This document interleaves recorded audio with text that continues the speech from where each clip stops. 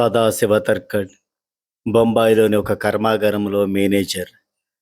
Factory మూసివేయబడింది. అతడు ఉద్యోగం కోల్పోయాడు. ఆదాయం లేనందువల్ల తన కుటుంబాన్ని పోషించుకోవడం కష్టమైంది.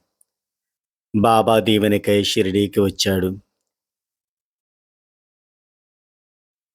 తాత్య అప్పుడు అహ్మద్‌నగర్‌లో సినిమా చూచుటకు వెళ్ళబోతున్నాడు.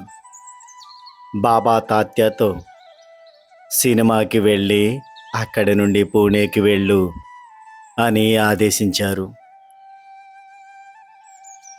బాబా ఆశీర్వాదం అర్థం కాక తర్కడ్ విచారగ్రస్తుడయ్యాడు. తర్కడ్ పూణే చేరుకునేటప్పటికి ఒక ఫ్యాక్టరీ యజమాని అతన్ని తన ఫ్యాక్టరీలో మేనేజర్గా నియమించాలని ఎదురు చూస్తూ ఉన్నారు. అప్పుడు అర్థమైంది, తాత్యాతో బాబా సినిమాకెళ్ళి అక్కడి నుండి పూణే ఎందుకు వెళ్ళమన్నారు అనేది. అది తనను ఉద్దేశించే చెప్పారని గ్రహించాడు సదాశివ తర్కడ్. బాబా తనపై చూపిన అనుగ్రహానికి మనస్సునందే కృతజ్ఞతావందనాలు అర్పించుకున్నాడు సదాశివ తర్కడ్. బాబా ప్రేమ భక్తుల్ని ఎంతో పరవశానికి గురి చేసేది.